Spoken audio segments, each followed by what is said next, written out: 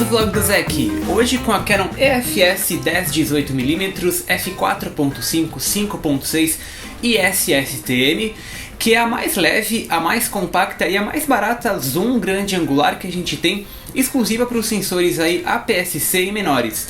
Essa daqui que é um dos dois lançamentos que a Canon fez agora em 2014 de lentes grande angulares, a outra que é a EF 16-35 f4 e SOSM.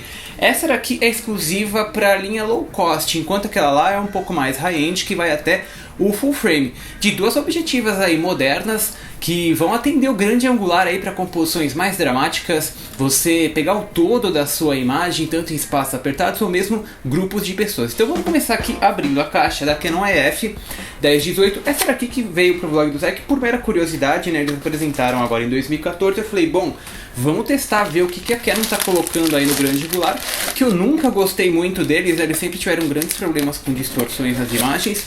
E essa daqui é a 10-18, é um kit low cost, né? Então você só tem aqui a caixa e a lente, não vem um kit com pouch nem com hood. E a Canon agora que entrega a lente aqui num plástico bolha, são bolhas gigantes, você desenrola aqui, tem o seu manual de instruções até você chegar lá na nossa 10-18, vamos abrir aqui e colocar isso aqui no chão. A nossa diminuta aqui, pequeniníssima, 10-18 f4.5, 5.6 e SSTM. Bom, a primeira coisa que você nota é que isso aqui é super compacta, é a menor grande angular que a gente tem, que atende até os sensores APS-C. Ela tem aqui apenas 7 centímetros quando você tira as tampas, aqui a traseira e a da frente. Você nota que aquele bump de plástico que tem, porque essa daqui não é para você montar nas câmeras full frame, a priori, né? Eu vejo algumas pessoas na internet que eles fazem adaptações, eles tiram isso daqui e montam no full frame. Não é uma coisa que eu recomendo porque você pode danificar o seu espelho. Mas voltando aqui, ela tem apenas 7 centímetros em 240 gramas, que também é a grande angular mais leve que a gente tem aqui no mercado. Tudo isso numa construção low cost em só 299 dólares, totalmente de plástico, mas que não faz muita diferença porque ela é extremamente bem construída, robusta, você que nada balança aqui quando eu balanço, né? E um design extremamente simples de usar, com um anel aqui de foco manual na frente e um de zoom aqui atrás. Você vê que ele é bem grande, emborrachado, né? Todo esse tubo aqui mexe, ó, tanto o logo da Canon do 10 e 18 com essa parte de borracha.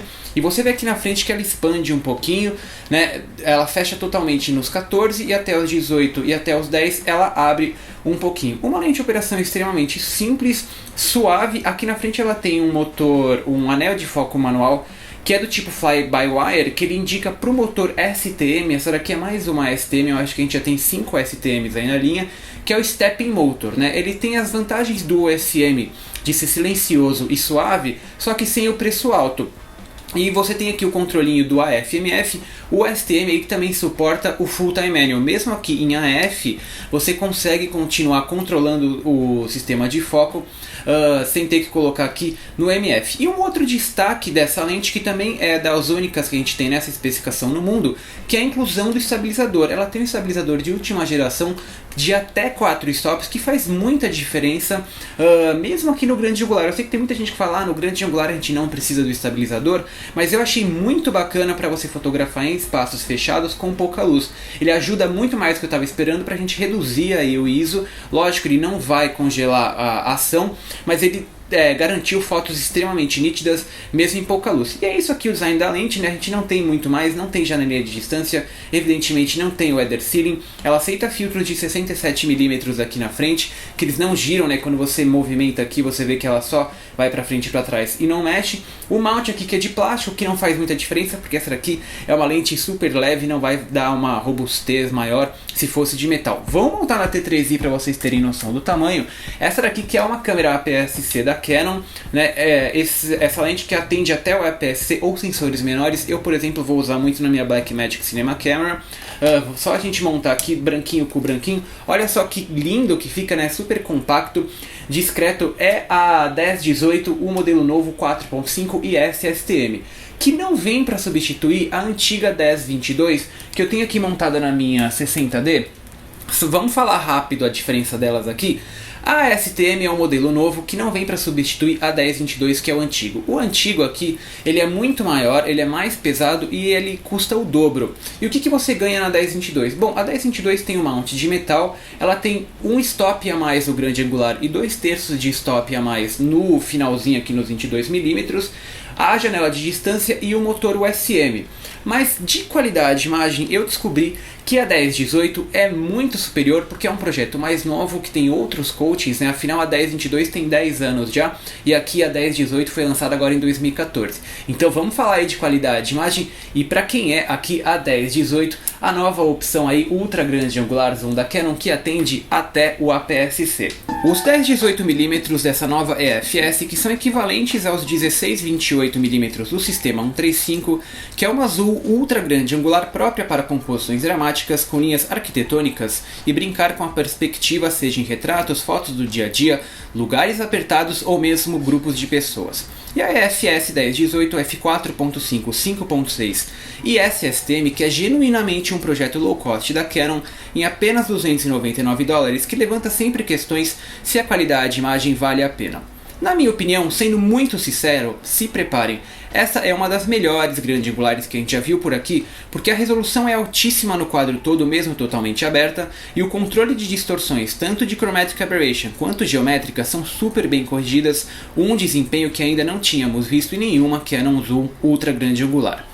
Mesmo em 4.5, o projeto foi pensado para o crop e, portanto, suscetível à difração logo em f6.7 ou f8. Então ele tem altíssimo desempenho no quadro todo, não precisando ser fechado para melhorar os detalhes do centro até as bordas. É tanta resolução que supera em f4.5 o sensor de 18 megapixels da EOS M, gerando moaré no centro do quadro ou mesmo nas bordas em f4.5. Você tem todos os detalhes da composição do grande angular, ou seja, o que eu sempre falo aqui são todos os tijolos em cenas urbanas, placas de estantes na cidade, todas as folhas da natureza, permitindo impressões gigantes dos arquivos dessas câmeras, inclusive as mais básicas.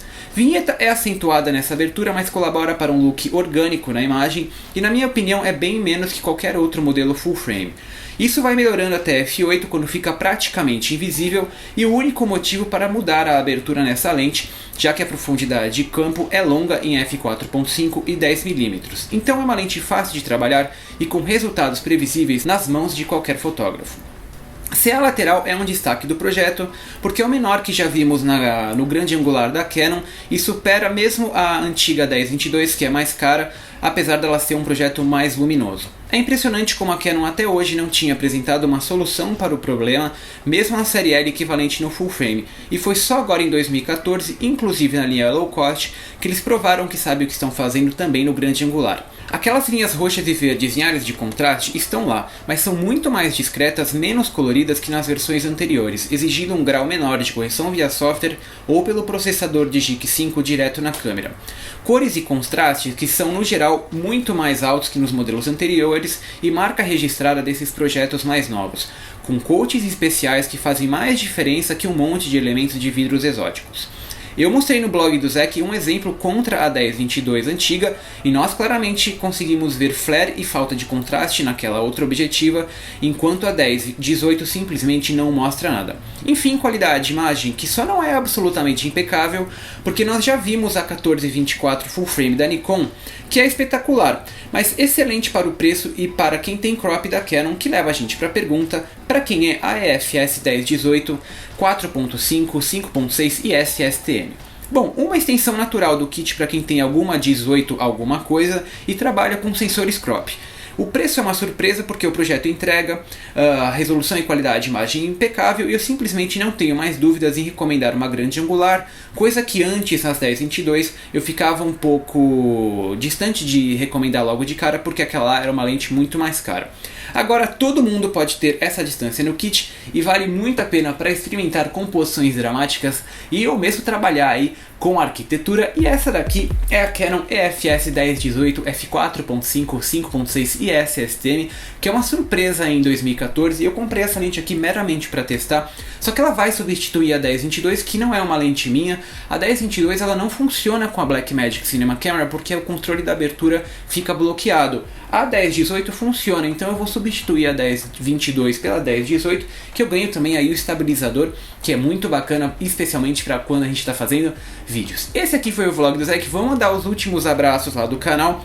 Um abraço muito especial que eu estava atrasado para o Edilson Borges e o pessoal do Fotoclube Olhares do Cerrado, para Amanda Soares, o Papo Abstrato, o Matheus Pérez, o Vitório Góes, Fabrício Lima, a Anne Franciele Poppin e o Marcos Monção. Esse é o vlog do Zek, nós estamos com o vídeo no YouTube e no Vimeo. Vocês podem ver todas as fotos lá no Flickr e no Tumblr. Não deixem de ler o review completo lá no blog do Zek, que eu deixo disponível também alguns arquivos RAW e JPEG em alta resolução para o pessoal do Patreon. Nós temos o Twitter com o meu dia a dia e o Instagram com fotografia de rua. E quem gostou do vídeo e quer apoiar, vai lá no patreon.com/vlogdozek, que eu agradeço muito a ajuda de vocês. É o vlog do Zek, o beijo, o moa de sempre e até a próxima.